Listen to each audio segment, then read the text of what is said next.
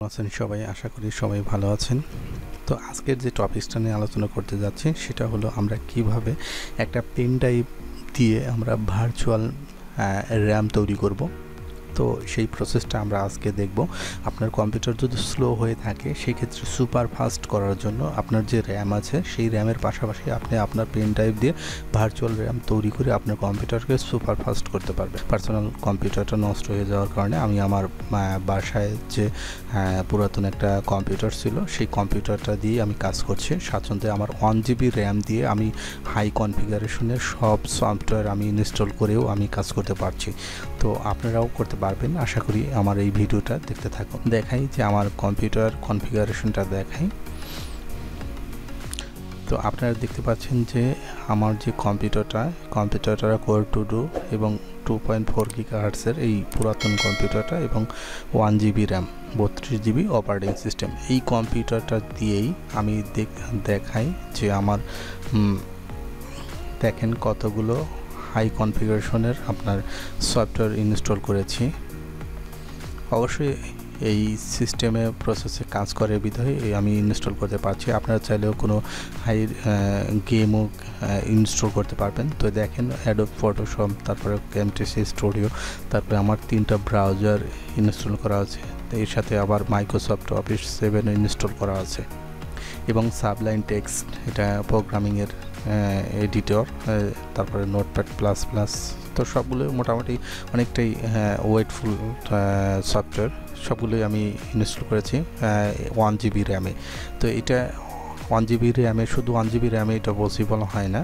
তো আমি কি ভার্চুয়াল র্যাম বৃদ্ধি করেছি সেটাই আমি আপনাদের সাথে শেয়ার করব, পেন ড্রাইভের মাধ্যমে কীভাবে ভার্চুয়াল র্যাম বৃদ্ধি করা যায়। তো তার আগে আমি একটা ইনফরমেশন দেখাই। দেখেন, আপনি যদি মাইক্রোসফট অফিস আপনি করতে চান, ইনস্টল করতে চান, সেক্ষেত্রে রিকোয়ারমেন্ট, মাইক্রোসফট অফিসের রিকোয়ারমেন্ট হলো মিনিমাম আপনার 2 GB র্যাম থাকতে হবে। তারপরে আপনার কেমটিসি স্টুডিও আপনি যদি ইনস্টল করতে চান সেক্ষেত্রে আপনার মিনিমাম 4 GB র্যাম থাকতে হবে। তারপরে আপনার যদি আপনার হয় আপনার অ্যাডোবি ফটোশপ CS6 ইনস্টল করতে চান সেক্ষেত্রে আপনার 4 GB র্যাম মিনিমাম থাকতে হবে। তবে 8 GB র্যাম তারা রিকমেন্ডেড করে।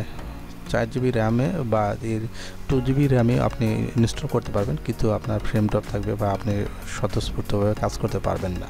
তো আমি এই সফটওয়্যারগুলো আমি 1 GB র্যামে ইনস্টল করেছি। তো আমি এখন দেখাবো কিভাবে পেন ড্রাইভটাকে আপনি ভার্চুয়াল র্যামে রূপান্তর করবেন। তো এর জন্য আপনাকে যেটা করতে হবে, আপনার পেন ড্রাইভটা আপনার কম্পিউটার অথবা ল্যাপটপে আপনার পুশিং করতে হবে, লাগিয়ে নিতে হবে। তারপরে যেটা করতে হবে, আপনার পেন ড্রাইভ যেটা আছে পেন ড্রাইভটাকে আপনি ফরম্যাট দিয়ে নেবেন। ফরম্যাট দেওয়ার পর আপনার যেটা করতে হবে, প্রপার্টিসে আসতে হবে। তো আমি এটা আগেই আমার করা ছিল, সেটা আমি এটাকে রিমুভ করে দেবো আগে।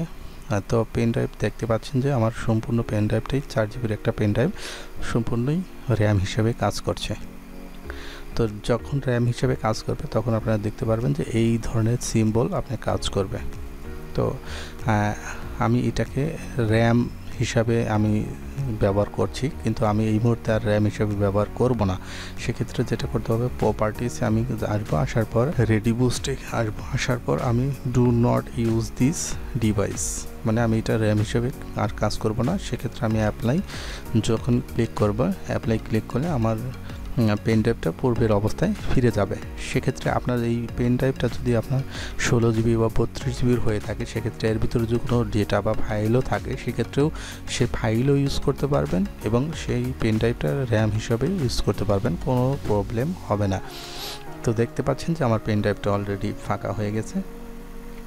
তো এইবার আপনি পেন ড্রাইভটা ফাঁকা হয়ে যাওয়ার কারণে আমি এটাকে আবার পুনরায় কিভাবে আমি র্যামে রূপান্তর করব সেটা আমি দেখাই। তো এইটার জন্য আপনাকে যেটা করতে হবে, এখানে আসতে হবে। যদি আপনি dedicated device to ReadyBoost এটা যদি দেন, সেক্ষেত্রে এটা সম্পূর্ণই আপনার পেন ড্রাইভ যদি ফাঁকা থাকে সেক্ষেত্রে সম্পূর্ণই নিয়ে নিবে।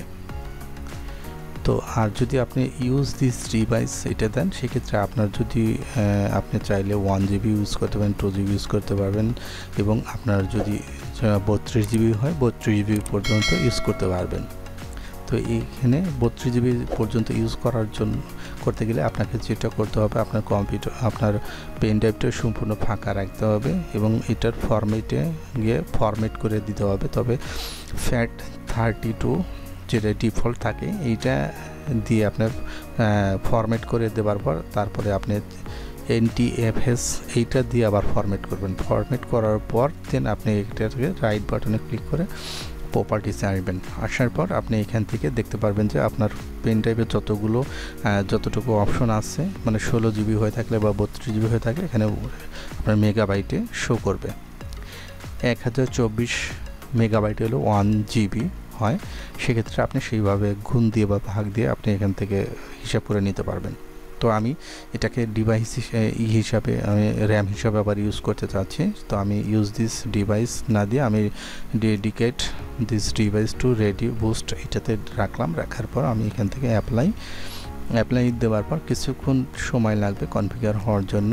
হয়ে গেলে আপনার এটা ওকে করে আপনি এটা র্যাম হিসাবে কাজ করতে পারবেন। তো আমার এটা সম্পূর্ণ র্যাম হিসাবে নিয়েছে, মাত্র 5 মেগাবাইট ফ্রি আছে। তো আমি এটাকে ওকে করে দিচ্ছি। তো আমার এটা আমি যদি ভিতরে গিয়ে দেখেন আমার এটা অলরেডি ভার্চুয়াল র্যাম হিসাবে কাজ করছে। তো আপনি এখন এইভাবে আপনার পেন ড্রাইভ দিয়ে যখন আপনি র্যাম বৃদ্ধি করবেন তখন আপনি চাইলে আপনার ভারী সফটওয়্যার ইনস্টল করে দিতে পারবেন, বা কোনো গেম যদি ইনস্টল করতে চান সেক্ষেত্রে ইনস্টল করে নিতে পারবেন, কোনো প্রবলেম হবে না। তো আপনাদের যাদের পেন ড্রাইভ নেই তারা পেন ড্রাইভ ছাড়াও কীভাবে আপনার ভার্চুয়াল মেমোরি তৈরি করতে পারবেন, র্যাম তৈরি করতে পারবেন, সেটা আমি আমার নেক্সট টিউটোরিয়াল দেখাবো। তো নেক্সট টিউটোরিয়াল দেখার আমন্ত্রণ জানিয়ে আজকের মতো এখানে বিদায় নিচ্ছি। আল্লাহ হাফেজ।